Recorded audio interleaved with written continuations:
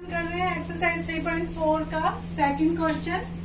इसमें जो first part है उसमें हमारे पास में कि if we add 1 to the numerator and subtract 1 from the denominator तो लेट द फ्रैक्शन इज। सबसे पहले जब इस तरह का क्वेश्चन आता है तो हमने लिखना जो मानना है कि late the fraction is x upon में y। तो x अपॉन y है जो फ्रैक्शन है। अब हम क्वेश्चन की जो स्टेटमेंट दी हुई है उसको मैथमेटिकल फॉर्म में लिखेंगे।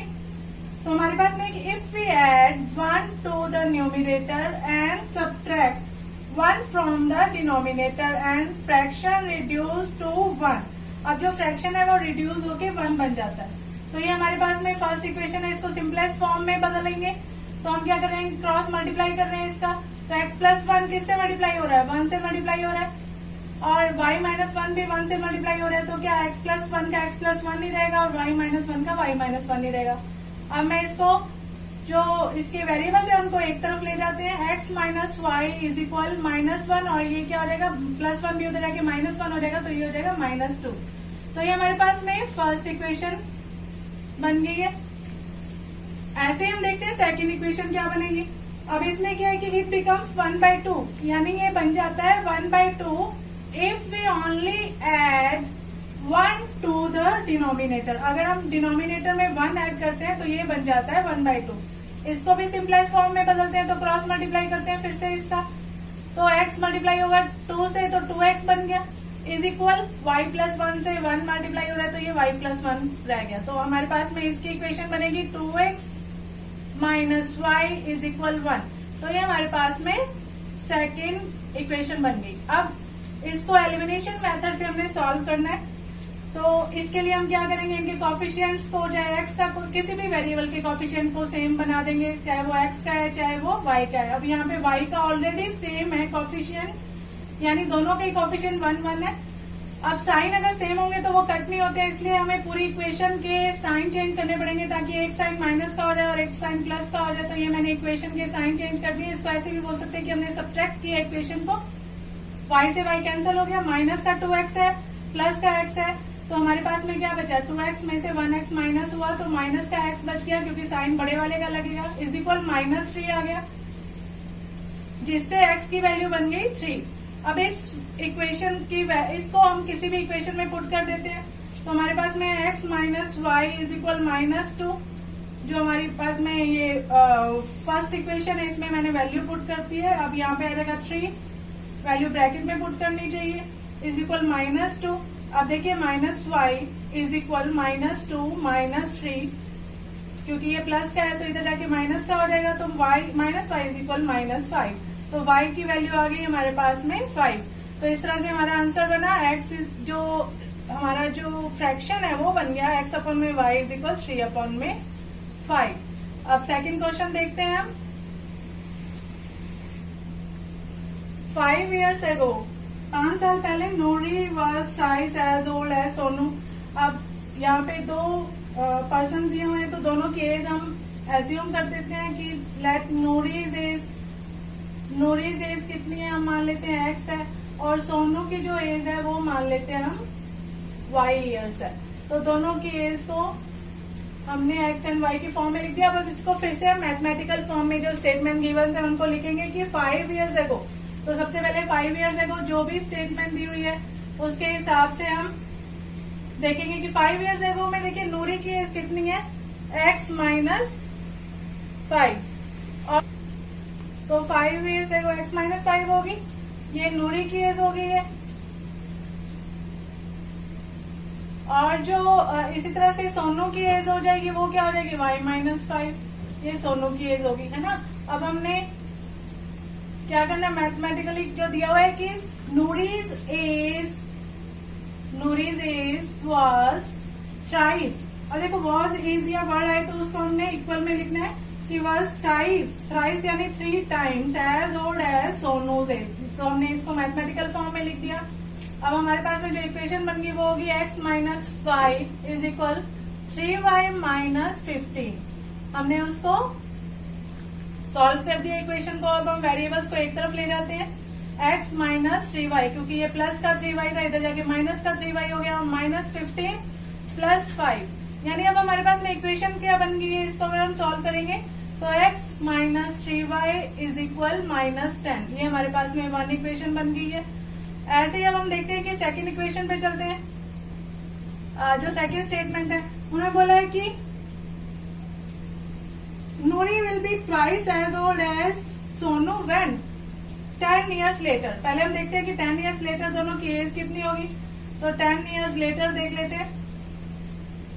तो नूरी हो जाएगी x प्लस 10, ये नूरी है, और जो सोनू है वो क्या हो जाएगी,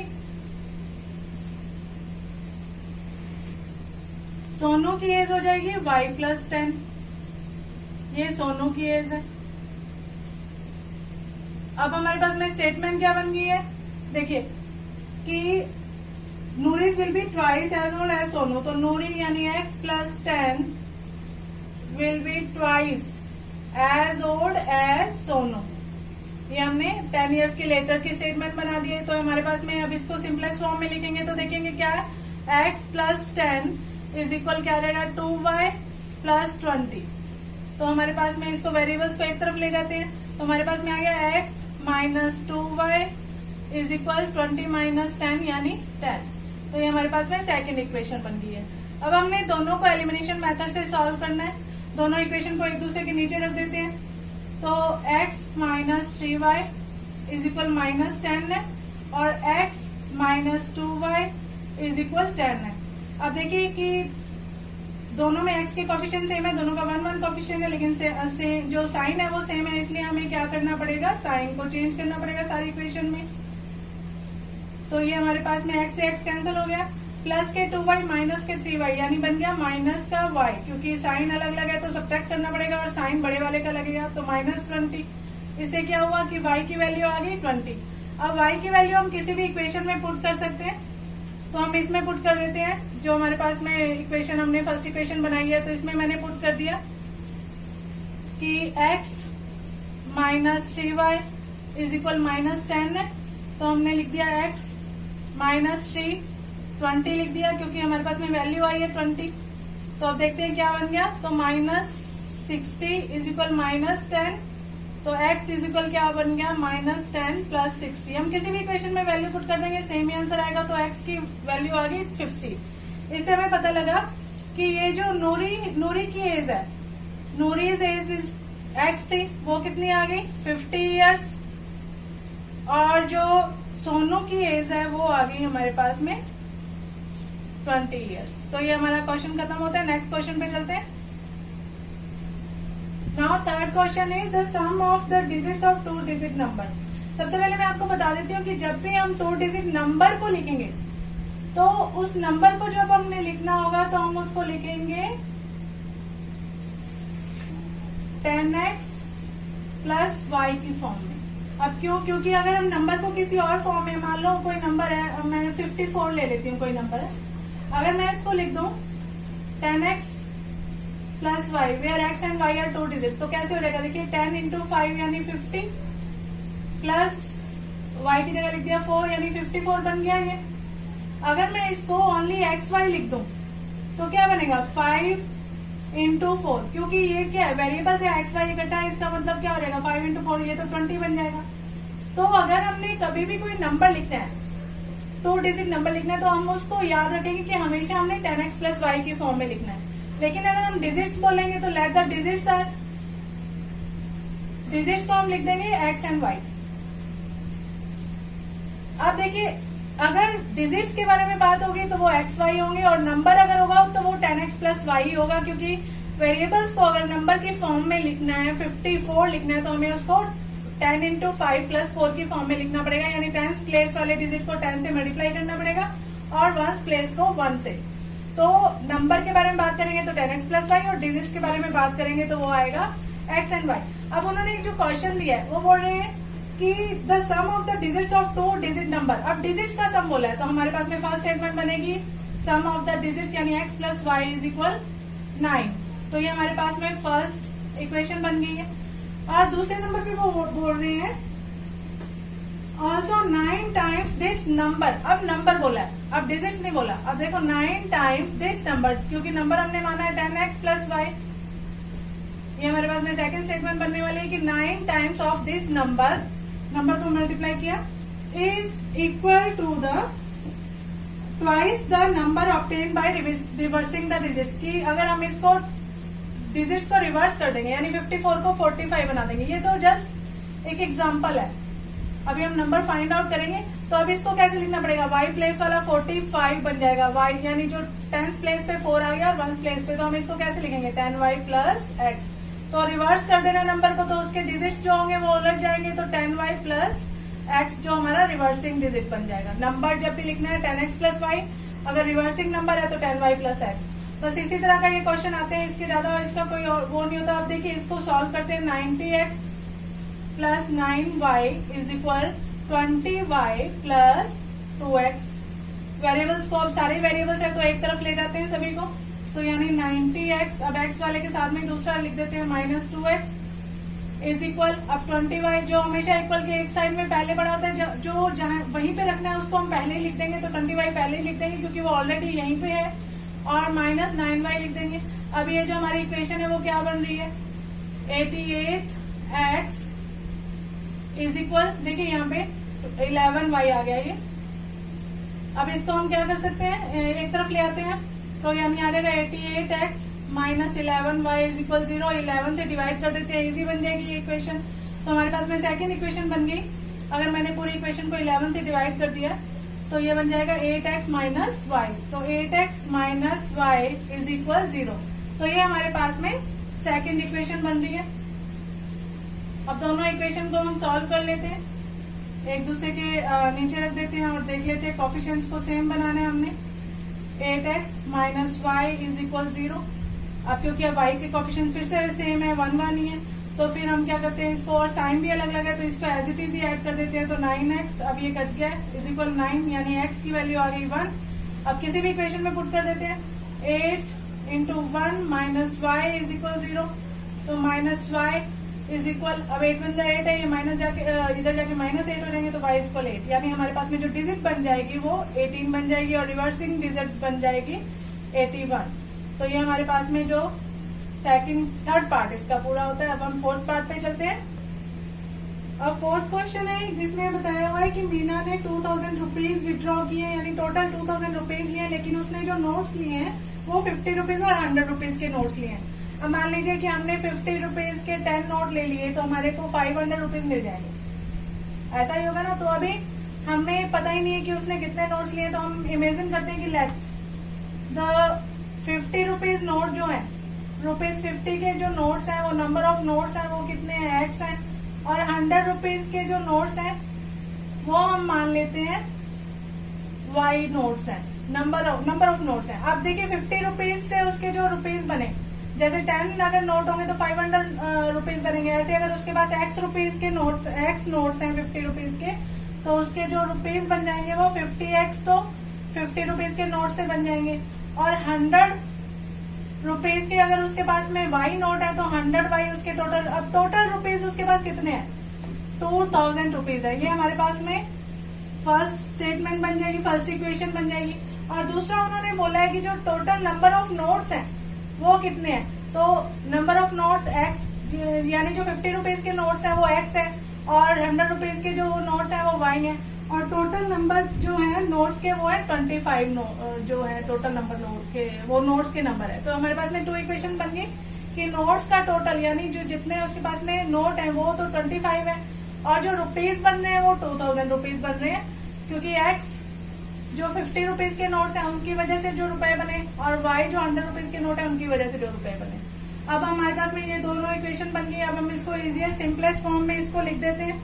तो हमारे पास में ये देखिए 50x plus 100y is equal 2000। अब इसको इजी फॉर्म में पहले बदल देते हैं, 50 से डिवाइड कर देती हूँ मैं, तो x प्लस 2y, पूरी इक्वेशन अगर किसी से डिवाइड हो रही है तो हम उसको डिवाइड कर सकते हैं। तो हमारे पास में आ जाएगा, देखिए 5 4 तो 40 आ जाएगा ये, ठीक है, क्योंकि 0 से 0 कैंसिल हो गया। यहाँ पे 50 से डिवाइड कर देते हैं तो ये, और जो 5 4 20 हो गया, तो हमारे पास में 40 आ गया इसके अंदर, और इसको अगर 50 से डिवाइड किया तो 2y आ गया और यहाँ पे 1y। तो ये हमारे पास में जो इक्वेशन जो फर्स्ट है इसकी जो शॉर्ट फॉर्म आ गई है, और दूसरी तरफ है हमारे पास में x plus y is equal 25। अब यहाँ पे देखिए x के कोफिशिएंट सेम है, सब्ट्रैक्शन कर देते हैं क्योंकि हमारे को जो इसका साइन है वो अलग अलग करना पड़ेगा। x से x कैंसिल हो गया, 2y में से y माइनस किया तो हमारे पास में y आ गया इज इक्वल 25 में से 40 माइनस करेंगे, 40 में से 25 तो वो हमारे पास में रहेगा 15। तो यानी 15 जो नोट है वो 100 रुपीज के नोट है। और अब किसी भी स्टेटमेंट में लिख देते हैं इसको x plus y is equal 25 है।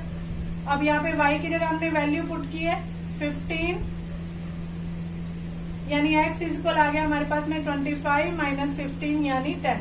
यानी जो 10 नोट है वो 50 रुपीज के। अब उसके बाद में पैसे कितने बन गए, हमने पहले एज्यूम भी 10 ही कर लिया था, ठीक है, एग्जाम्पल देते हुए मैंने। तो ये 500 रुपीज तो 50 रुपीज के नोट से बन गए जो 10 नोट थे, और उसके बाद में 15 रुपीज के उसके पास 15 नोट है उसके पास में 100 रुपीज के, तो उसके बाद में हो गए 1500, तो उसके पास में टोटल हो गए 2000 रुपीज। तो हमारे पास में जो वैल्यू आ गई एक्स की, यानी 50 रुपीज के नोट थे उसके पास में 10, और जो y यानी 100 रुपीज के नोट थे उसके पास में 15।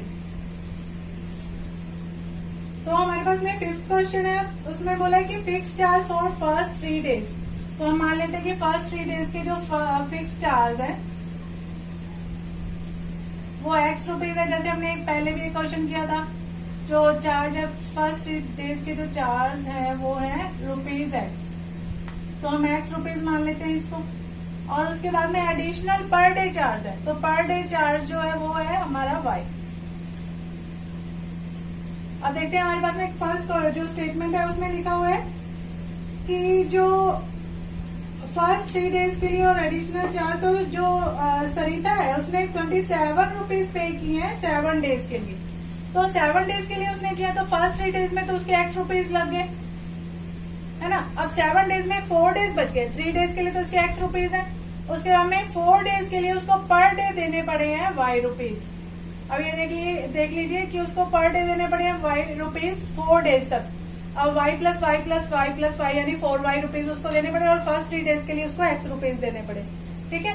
तो उसके जो टोटल रुपीज बन गए हैं, उन्होंने बोला था कि वो उसको देने पड़े हैं 27 रुपीज। ऐसे ही जब दोबारा उसने 5 डेज के लिए लिया तो उसने 21 रुपीज दिए। अब 5 डेज के लिए लिया तो फर्स्ट 3 डेज के लिए तो उसको x रुपीज देने पड़े, और उसके बाद में 2 डेज ही बचे, 2 डेज के लिए उसको देने पड़े y रुपीज, क्योंकि तभी ये 5 डेज के पूरे चार्ज हो जाएंगे, क्योंकि अब 5 डेज के लिए लिया, जब उसने 7 डेज के लिए लिया तो 27, और जब उसने 5 डेज के लिए लिया उसको देने पड़े हैं 21 रुपीज। तो हमारे पास में 2 स्टेटमेंट बन गई है, दोनों को हम सब्ट्रैक्ट कर लेते हैं।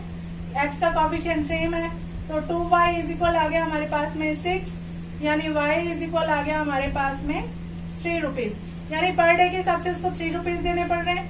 और फिर x plus 2y is equal 21 है, किसी में भी रख सकते हैं हम इक्वेशन में स्टेटमेंट। तो x प्लस 2, ये इक्वेशन 2 में रख रही हूँ मैं, 1 और 2 है ना। तो इक्वेशन 2 में मैंने रख दिया 2y की जगह हमने रख दिया 3 इज इक्वल 21, तो x इज इक्वल क्या हो जाएगा, 21 में से 6 माइनस करेंगे तो हमारे पास में आ गया ₹15, यानी उसको 3 डेज के लिए देने पड़ रहे हैं 15 रुपीज, और फिर पर डे के हिसाब से 3 रुपीज का उसके पास में एक्स्ट्रा चार्ज लग रहा है। तो फिक्स चार्ज फॉर 3 डेज वो है हमारे पास में ₹15, और पर डे के हिसाब से एडिशनल वो है हमारे पास में ₹3। तो इसी तरह से ये एक्सरसाइज फिनिश होती है। नेक्स्ट एक्सरसाइज नेक्स्ट वीडियो में।